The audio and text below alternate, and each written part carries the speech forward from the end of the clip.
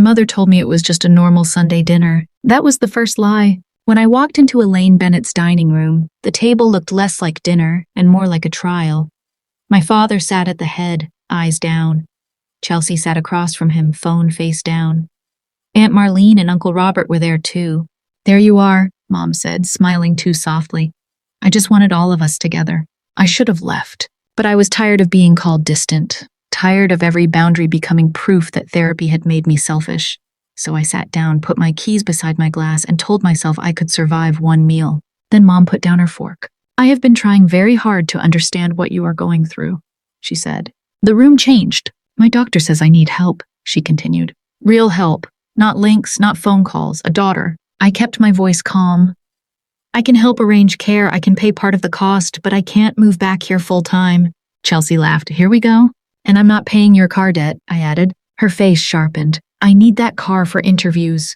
"You needed it last month, too." Mom's voice stayed soft, which somehow made it crueler. "Nora, every time family needs you, suddenly your condition comes first." "My condition?" She sighed like I had forced her to say it. "Lately, everything is PTSD, therapy, triggers, boundaries. You are strong enough to go to veterans events, strong enough to live alone. But when your own mother needs you, everyone has to tiptoe." Chelsea leaned back. "Maybe being broken is just convenient now." For a second, all I heard was my pulse. I looked at my father. "Do you think I'm pretending?" Harold Bennett stared at the potatoes, at the table, at anything except me. Finally, he said, "I think you could try harder for your mother." That hurt worse than agreement. Mom nodded, as if his cowardice had opened the door. "Some people wear a uniform," she said, "and let the world call them brave. But bravery should start with blood." The old me would have explained diagnosis, treatment, nightmares, panic. But sitting there, I understood they did not want to understand my pain.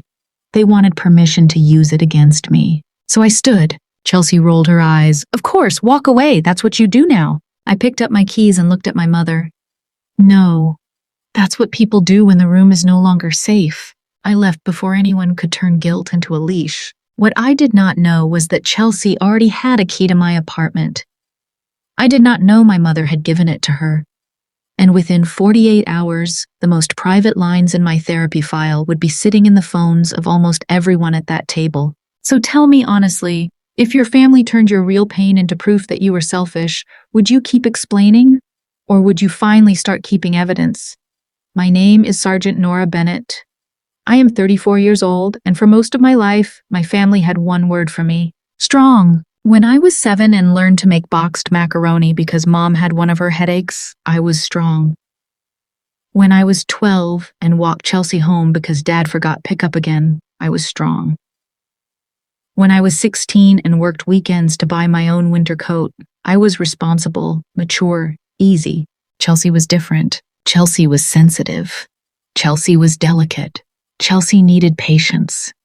If she quit dance after Mom paid for the classes, she was overwhelmed. If she failed a class, the teacher had not understood her.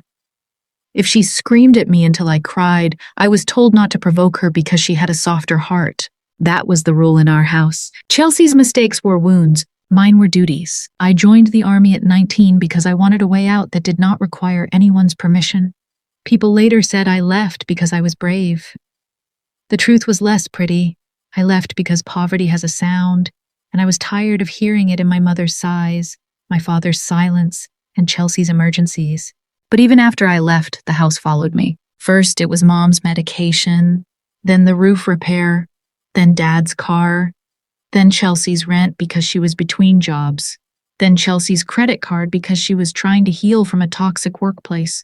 Every month, my mother posted something proud when it made her look good. My brave daughter, my soldier girl, serving with honor. Under the comments, people called me inspiring. They thanked me for my service. They told Elaine she must be proud. Then, in private, Mom would text, "How much can you send this month?" Not, "Are you sleeping?" Not, "Are you eating?" Not, "Did you come back okay?" Just money, always money. Chelsea hated it in a way I did not understand at first. She liked my money. She liked the safety net. She liked knowing that when her life cracked open, somebody would be ordered to patch it. But she hated the way people looked at me when I wore the uniform. Because if I was the strong one, the brave one, the one who sacrificed, then what was she? She never said that out loud. She said smaller things. Must be nice getting applause for doing your job. People act like you're the only person with stress. Wearing boots doesn't make you better than everyone. I used to answer gently. I used to say I never thought I was better. I used to think if I gave enough, stayed quiet enough, and kept showing up enough, one day they would look at me and see more than a useful daughter.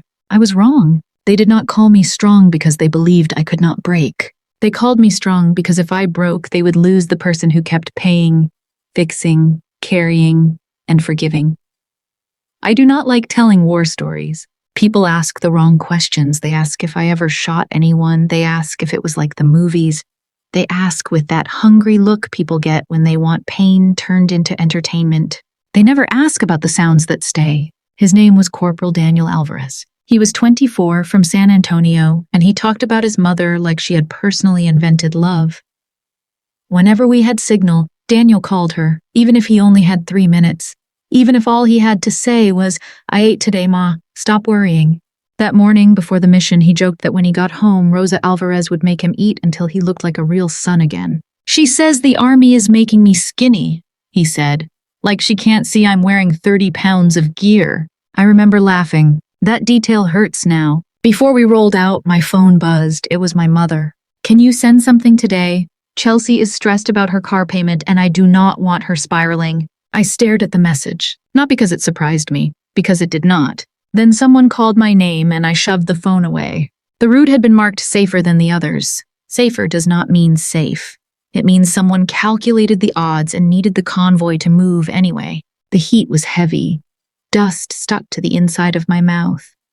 Daniel sat behind me, still talking about home, still alive in that careless way people are alive when they believe the next hour belongs to them. Then the explosion happened. At first there was no sound.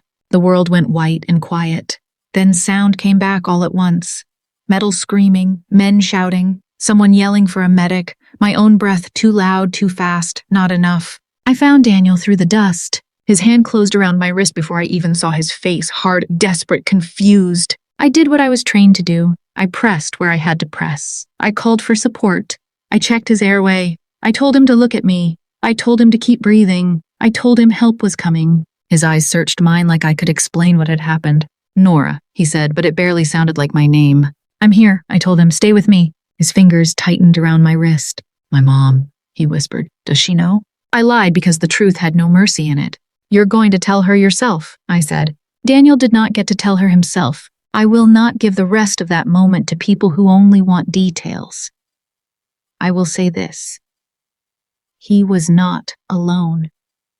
I stayed with him. When it was time to move, we brought him with us. We did not leave him in the dust. Later, after the reports, after the silence that makes every living person feel guilty for breathing, I was allowed to call Rosa Alvarez. I told her Daniel had spoken about her that morning. I told her he had not been alone. On the other end of the line, she made a sound I still hear sometimes in my sleep. Not a scream. A mother trying to stay alive while her heart learned a new shape. When I finally opened my phone again, my mother's message was still there. "Can you send something today?" No missed call asking if I was safe. No second message saying, "Forget the money, are you okay?"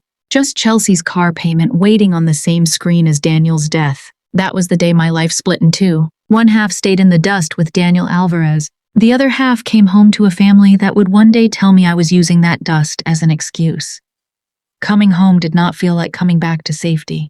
People think the hard part is leaving the army. They imagine the uniform comes off, the duffel bag hits the floor, and suddenly the war understands it is no longer invited. It does not. It follows you into grocery stores, it sits in the passenger seat, it waits inside fireworks, dropped pans, slammed doors, hot pavement, diesel fumes, and rooms where your back faces an entrance. After I left active service, I moved into a small apartment 20 minutes from my parents. Not with them. Close enough to help, far enough to breathe. At least, that was what I told myself. I started therapy every Tuesday at 10, same chair, same box of tissues I pretended not to need. Same soft-spoken doctor who never acted offended when I sat where I could see the door. I had medication, breathing exercises, sleep routines, grounding techniques, A list of things to do when my body forgot I was not still there, not still in that dust, not still holding Daniel's wrist while the world came apart around us. Some days I was fine. Some days I sat in my car outside the supermarket for 20 minutes because the parking lot was too loud and my hands would not unclench. My family only saw what inconvenienced them. Mom saw that I would not stay at crowded dinners for hours. Dad saw that I flinched when someone dropped a pan. Chelsea saw that I did not want her showing up at my apartment without warning. "You act like we're strangers," she said once, standing outside my door after arriving uninvited with coffee she had bought using money she owed me. "I asked you to text first," I said. She rolled her eyes. "Normal families don't need appointments." I wanted to tell her normal families did not make you feel unsafe in your own doorway. Instead, I said nothing and let her think silence meant guilt. Mom hated therapy most of all. At first, she dressed it up as concern. "I just feel like therapy is making you distant," she said one afternoon while I drove her to a pharmacy appointment. "It's not making me distant," I said. "It's helping me notice when I'm being pushed too far." Her mouth tightened. "That is what I mean." I looked over at her. She stared through the windshield, calm and wounded, as if I had hurt her by admitting I had limits. Another time, I told her I could not take her shopping because I had an appointment with my therapist. She laughed once, sharp and humorless. "I gave birth to you, Nora. Your therapist did not." "No," I said, gripping the steering wheel. "But therapy is helping me stay alive." Mom turned her head slowly. "Do not be dramatic. You are not dead." The car went quiet after that. Because what do you say to a mother who thinks survival means you have nothing left to complain about? That was when I understood. Elaine Bennett did not hate therapy because she thought it was useless. She hated it because it was teaching me the one thing my family had spent my whole life punishing. No, the care plan was not introduced as a question. That was what I noticed first. Nobody asked, "Nora, what can you handle?" Nobody asked what my doctor recommended, what my work schedule looked like, or whether moving back into the house where I had learned to disappear might undo months of therapy. They had already decided. Mom's back pain had gotten worse. That part was real. She had trouble standing too long, trouble driving some days, trouble sleeping through the night. I did not dismiss that. I never did. But in my family, someone else's pain always became my assignment. Harold called me on a Thursday evening and said, "Your mother needs more help than we thought." I said, "Okay, let's talk about home care options." He cleared his throat. "We already talked." "We?" "Me, your mother, Chelsea." Of course. When I arrived at the house the next day, Chelsea had printed pages on the dining table. Actual pages, a schedule, a budget, a list of responsibilities with my name typed beside almost every line. Monday through Friday, morning medication. Tuesday and Thursday, physical therapy, transportation, meal prep, laundry, house cleaning, nighttime check-ins, temporary move-in recommended. Recommended. Like the word made it less of a command. I picked up the page slowly. "You made a schedule for my life without asking me." Chelsea crossed her arms. "It's not just your life, it affects all of us." I looked at her. "You do not live here. I'm in a delicate place right now." That was Chelsea's favorite kind of place to be. Delicate. Transitional.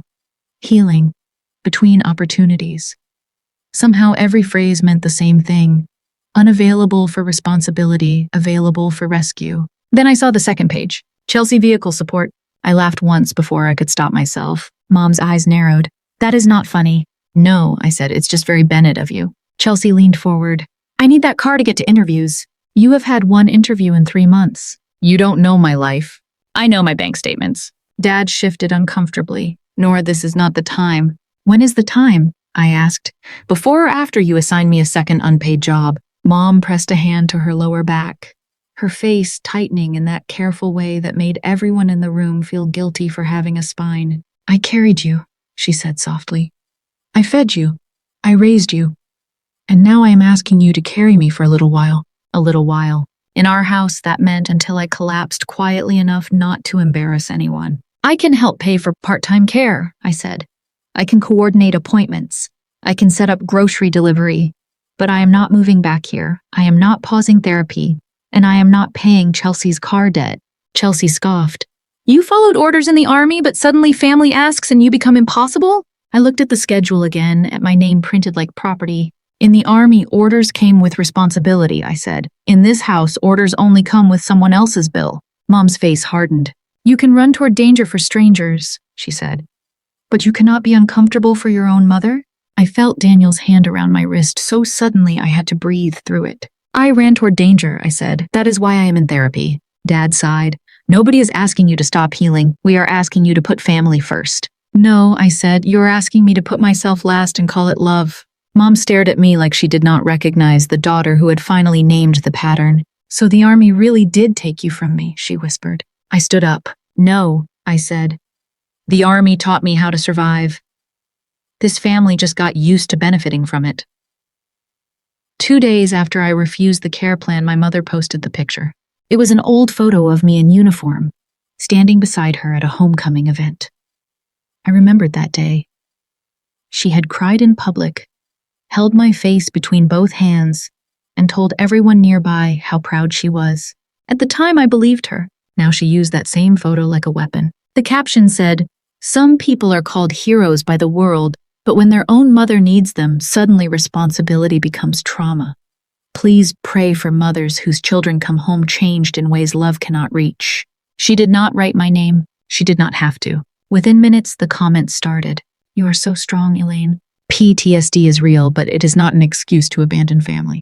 Children today forget who raised them. Wearing a uniform does not make someone a good daughter."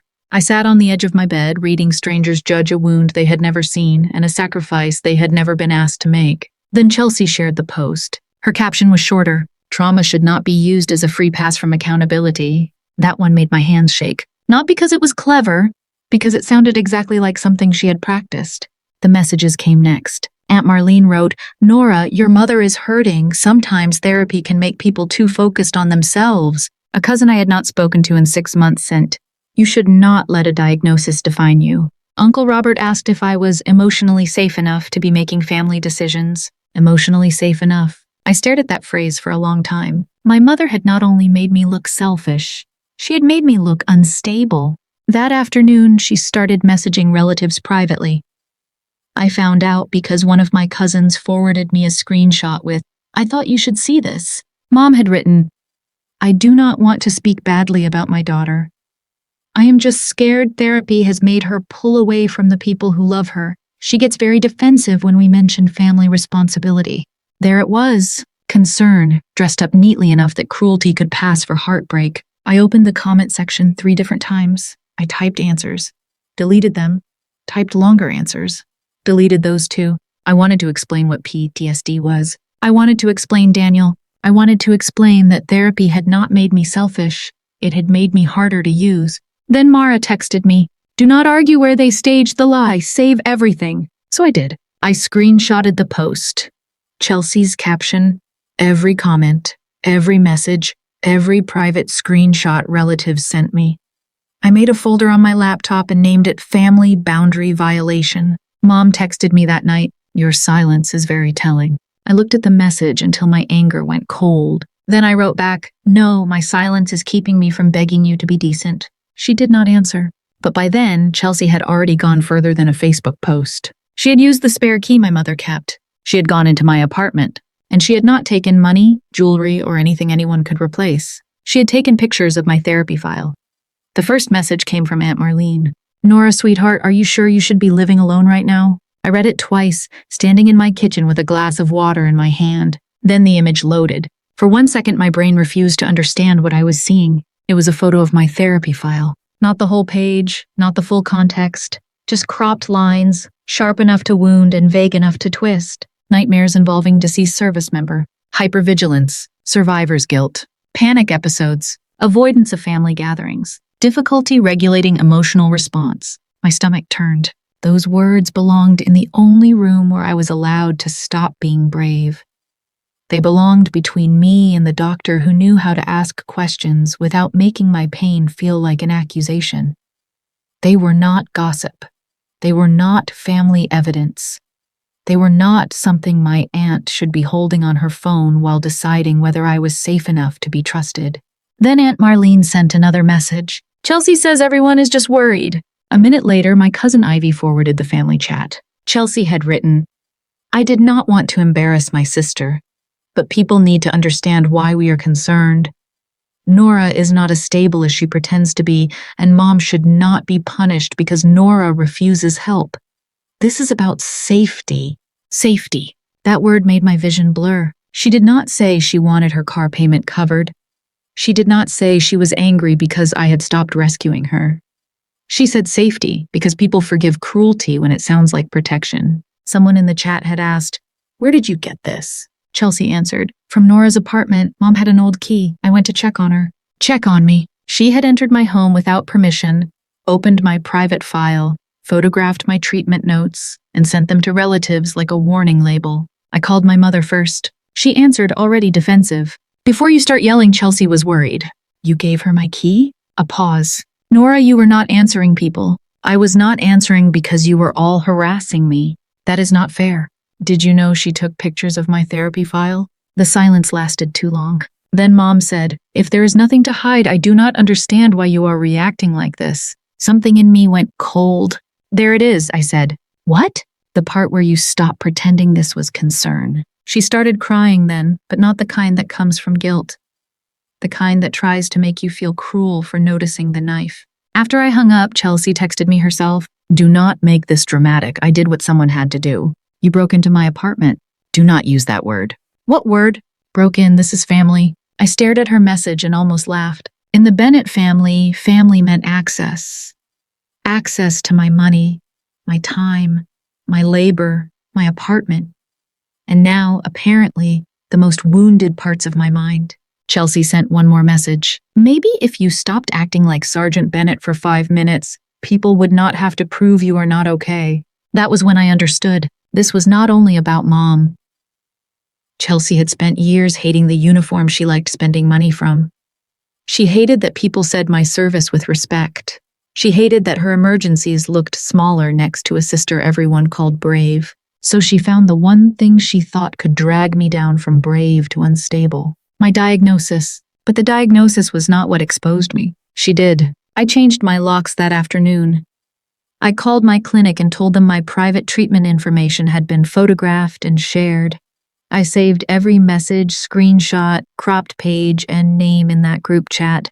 Then I called Mara. "I think I am done explaining." Mara was quiet for a second. Then she said, "Good. Start documenting." I named the folder Family Boundary Violation. It sounded cold, almost legal. Good. Because crying had never protected me from my family.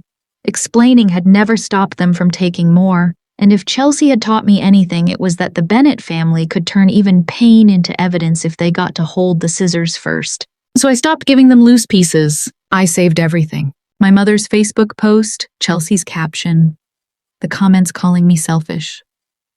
Aunt Marlene's message asking if I was safe to live alone, the cropped photo of my therapy notes. Chelsea's text admitting she entered my apartment with the key Mom gave her. My mother's silence before she said, "If you have nothing to hide." I saved the locksmith receipt. I saved the email from my clinic confirming that my private treatment information had been shared without my consent. I made a list of every relative who had received the image. Then I sent it all to myself in 3 places.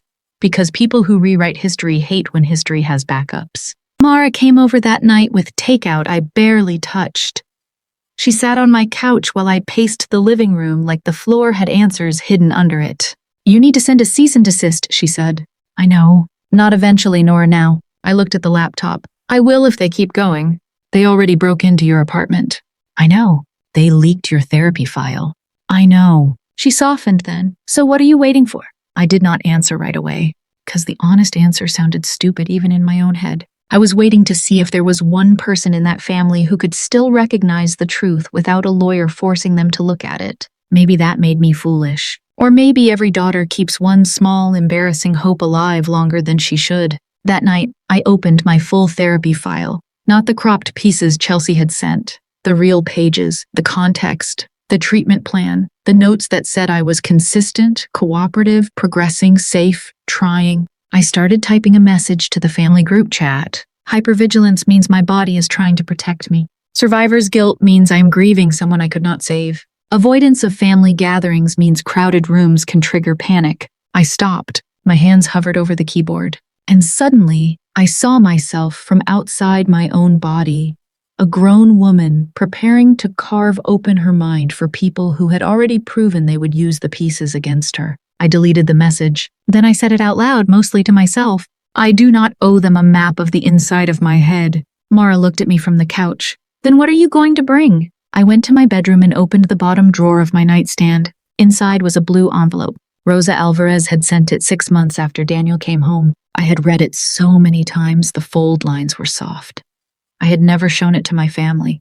That letter was not for them. It was one of the only things I owned that still felt untouched. The next morning, I called Rosa. When she answered, her voice warmed around my name in a way that almost broke me. I told her what happened, not all of it, enough. Then I asked if I could read part of her letter. There was a long silence. Finally, Rosa said, "Nora, if they are using your pain to make you smaller, read it." My throat closed. She added, "Daniel would hate knowing you were standing in that room alone." That was when I cried, not because my family had hurt me, because someone else's mother believed me without making me bleed for it. So when Elaine demanded a family meeting that Saturday, I agreed, but I did not bring my therapy file to prove I was damaged. I brought proof of what they had done, and I brought the letter from the mother of the man I could not save. Saturday at my mother's house felt like walking into a room that had already decided my sentence. There were too many cars in the driveway. That was the first warning. Elaine had said, "Just family." But when Mara and I stepped inside, family apparently included Aunt Marlene, Uncle Robert, 2 cousins, and Mrs. Whitaker from Mom's church, a woman who always smelled like lavender and judgment. Mom's eyes went straight to Mara. "This is a private family matter," she said. I set my bag down slowly. "After Chelsea sent my therapy notes to half the family, you lost the right to call this private." Nobody spoke. Chelsea sat on the couch with a folder on her lap. Not crying, not ashamed, prepared. That scared me more than tears would have. Dad stood near the fireplace, hands in his pockets, looking like a man hoping the walls would parent for him. Mom lowered herself carefully into the armchair, one hand pressed to her back. The room adjusted around her pain the way it always did. Everyone softened. Everyone became careful. I used to do that too. Chelsea opened the folder. "We wrote something down," she said, like she was chairing a meeting instead of explaining why she had entered my apartment without permission. She slid the pages across the coffee table. At the top, in bold letters, it said, "Family Care Agreement." I almost laughed. Almost. The first section said I would move into my parents' house for a minimum of 3 months to support Mom's recovery. The second said Chelsea would be allowed to assist with accountability by tracking my therapy schedule. The third said I would agree not to withdraw from family communication during emotionally unstable episodes. The fourth said I would contribute to household care expenses. The fifth said I would help Chelsea maintain transportation for employment purposes. The final line said I would apologize to Elaine for making private family stress public. I looked up. "You want me to apologize for the situation you created?" Chelsea's face tightened. "We created this because you refused to be honest." Mara shifted beside me, but I raised one hand slightly. "Not yet." Mom's voice came soft and injured. "Nobody is attacking you, Nora. We are trying to help you be part of this family again. By giving Chelsea access to my therapy schedule? If you are stable," Mom said, "you should not be afraid of support." There it was, the trap dressed as concern. Mrs. Whitaker folded her hands. "Sometimes when people are hurting, they do not see how much they need guidance." I looked at her. "Did my mother show you my medical information too, or just summarize it for prayer?" Her mouth opened, then closed. Dad finally spoke. "Nora, don't make this uglier." I turned to him. "You always care more about how words sound than what actually happened." Chelsea picked up another paper from the folder, a printed copy of the cropped therapy notes. My therapy notes. She held them like proof. "If you are not exaggerating," she said, "then explain it. Right here. Explain what all of this means so everyone can understand." Aunt Marlene looked uncomfortable. One cousin stared at the floor. Uncle Robert rubbed his forehead. Mom whispered, "That might be best, honey." "Honey." I stared at the page Chelsea held. Nightmares, hypervigilance, survivor's guilt, panic episodes. The old me would have tried. The old me would have translated every wound into language gentle enough for people who had already chosen not to care. Instead, I reached forward, took the page from Chelsea, and placed it face down on the table. "No." Chelsea blinked. "No?" "No." Mom's expression hardened. "If you have nothing to hide, I have plenty to protect," I said. "That is not the same thing." Then I reached into my bag and pulled out the blue envelope. Chelsea frowned. "What is that?" I looked around the room, at the relatives who had judged me, at the sister who had exposed me, at the father who had stayed silent, at the mother who had called my pain performance because it interrupted her control. "This," I said, "is what I'm going to read instead." Mara sat beside me, still as stone, and for the first time since I walked into that house, my family looked unsure. I held the blue envelope in both hands because one hand was not steady enough. For a moment, nobody moved. Chelsea still had the cropped therapy page in front of her. My mother sat in her armchair with her face arranged into wounded patience. Dad stared at the envelope like paper had become dangerous. I said his name was Daniel Alvarez. Chelsea exhaled. "Nora, not this again." Mara turned her head slowly. "Don't." One word. Quiet. Final. "He was 24, I said. He kept a photo of his mother in his pocket. He called her whenever we had signal, even if he only had time to say he had eaten." Mom shifted. "No one is saying you did not go through something difficult. You said I was using PTSD to avoid family. I said I was worried." "No, you said some people wear a uniform and forget blood." The room went still. I unfolded Rosa Alvarez's letter. Her handwriting leaned slightly right, each line controlled, like she had forced grief to sit down long enough to write to me. I began. "Dear Sergeant Bennett, I have read your letter 3 times before finding the strength to answer. They told me my son did not come home the way I prayed he would, but you gave me something the official notification could not give me. You told me Daniel was not left alone." My voice almost broke on his name. I breathed in and kept going. "A mother knows the difference between someone who could not save her child and someone who did not try. Please hear me clearly. You did not fail my son. You stayed. You held on. You gave him a voice to follow when everything around him must have been fear." Aunt Marlene covered her mouth. Uncle Robert looked down. Chelsea sat very still. I read the next part slower. "I do not know exactly what you said to him, and I will not ask you to relive what hurts you. But if the last voice my son heard was kind, then you gave him a mercy I will thank you for until I see him again." The silence changed. Before it had been judgment. Now it was shame. Mom whispered, "Nora, no. You wanted me to explain my therapy notes in front of everyone. You wanted my pain translated into something useful to you so you can listen to this instead." I read the final paragraph. "If someday people make you feel that surviving was selfish, remember there is a mother in Texas who wakes every morning knowing her son came home because you and your team did not turn away. You may carry sorrow from that day, but you must never carry disgrace. That does not belong to you." By the time I finished, someone was crying. I did not look to see who. I placed Rosa's letter on the table beside Chelsea's cropped printout. Then I opened my phone. Rosa also left me a voicemail after Daniel's memorial. Dad looked up. "Nora, maybe that is enough." I stared at him. It was never enough when it was my pain. I pressed play. Rosa's voice filled my mother's living room, small and rough with age. "Nora, sweetheart, you do not have to be strong with me. You brought Daniel home. To me, that is enough." No one breathed. It was only 12 seconds long. It destroyed more than any speech I could have written, because there it was, in my mother's house. A grieving mother who had lost her son and still offered me more tenderness than my own mother could offer while I was alive in front of her. I turned the phone face down. "This is why I have nightmares," I said. "This is why sudden noises pull me out of the room. This is why I sit where I can see the door.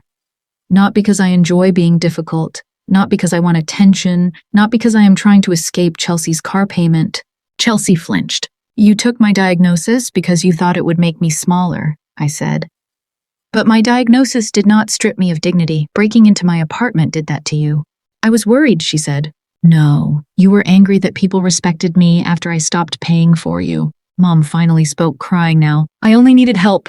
You could have asked what I was able to give. You could have hired care. You could have expected Chelsea to grow up.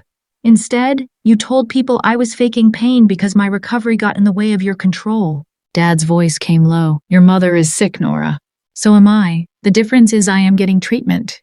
She is using her pain to command a room." Mara opened her folder and placed printed pages on the table. Screenshots, messages, the Facebook post, Chelsea's admission, the clinic email, the locksmith receipt, the list of relatives who received my private notes. I said, "From today forward, no one here has a key to my home, no one contacts my clinic, no one discusses my diagnosis online, no one shares another image of my records. If it happens again, this becomes official." Mom stared at the papers.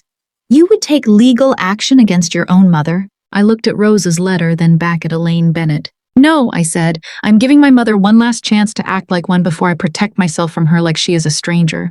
Nobody answered. For once, they had no cropped page, no soft lie, no family guilt strong enough to cover what was sitting in front of them. Only the truth. And the truth did not need my permission to stay. The house did not explode after I left. That was the strangest part. For years, my family had taught me that if I ever stopped obeying, everything would collapse. My mother would break. Chelsea would spiral. Dad would lose his temper. The family would split down the middle and somehow the fault would land at my feet. But that Saturday, after I walked out with Mara beside me and Rosa Alvarez's letter back in my bag, the world kept moving. My car started. The sky stayed gray. My hands shook so badly Mara had to drive, but nobody died because I said no. The first message came that night from Aunt Marlene. Nora, I am sorry. I should not have looked at that file. I told myself I was worried, but the truth is, I had no right. I stared at it for a long time. It was not enough to fix anything, but it was the first sentence from my family that did not ask me to shrink. Uncle Robert wrote in the group chat an hour later. Elaine, Chelsea, whatever is happening with your care plan, sharing Nora's medical information was wrong. There is no family excuse for that. For the first time in my life, someone said it in a room I was not standing in. Wrong. Not complicated, not emotional, not a misunderstanding. Wrong. Chelsea hated that most. By Monday morning, she had lost the soft lighting she had built around herself. When she posted, "Funny how some people weaponize sympathy to turn everyone against you," nobody rushed to rescue her in the comments. When she sent a payment request to 2 cousins for urgent transportation help, one of them replied, "After what happened with Nora's file, I think you need to handle this yourself." She screenshotted that and sent it to me. "Hope you're happy. Now everyone thinks I'm a monster." I replied, "No.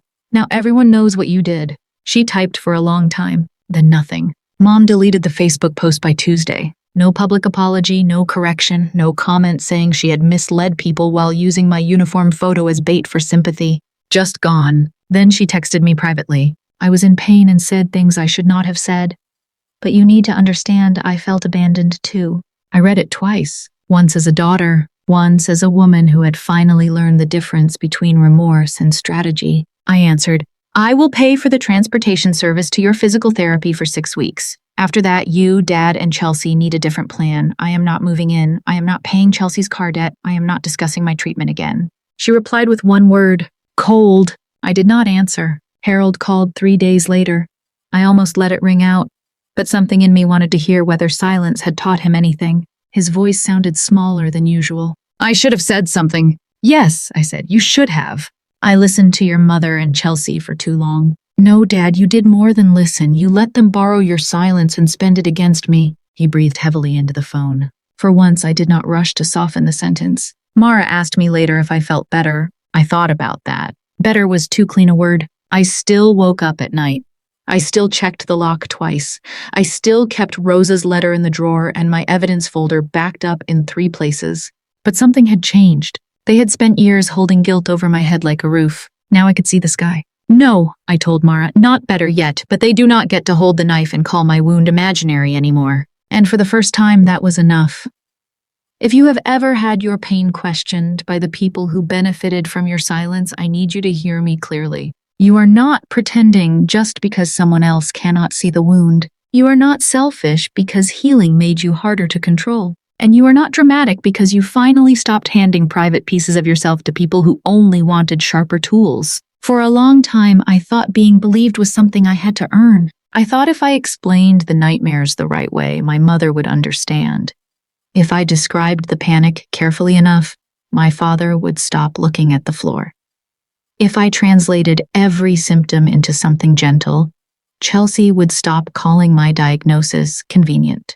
But some people do not misunderstand your pain because you failed to explain it. Some people misunderstand your pain because understanding it would cost them access. Access to your money, access to your time, access to your labor, access to the version of you who said yes before your own body could beg you to stop.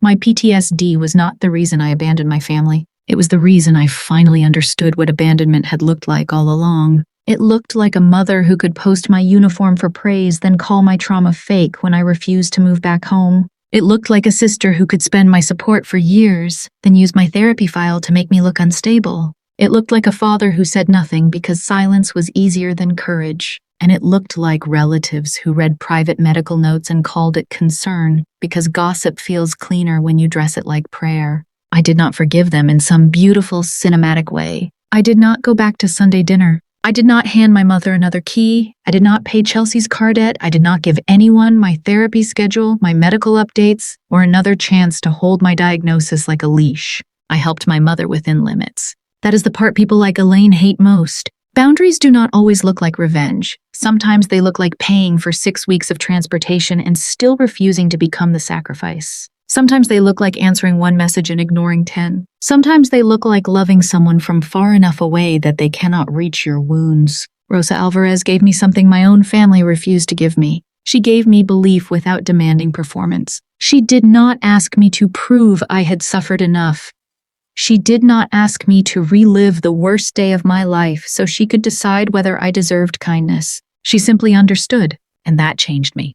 Because a diagnosis does not take away your dignity, but the way people treat your diagnosis can reveal whether they ever respected your dignity at all. So if your family ever takes the most private part of your pain and turns it into evidence against you, remember this: you do not owe them another explanation. You owe yourself a locked door. You owe yourself witnesses who tell the truth. You owe yourself a life where love does not require self-destruction. PTSD was never proof that I was pretending to hurt. It was proof that I survived something my family was not kind enough to honor. So tell me honestly, if your family used your deepest wound against you and called it concern, would you give them one more chance? Or would you finally lock the door and choose yourself?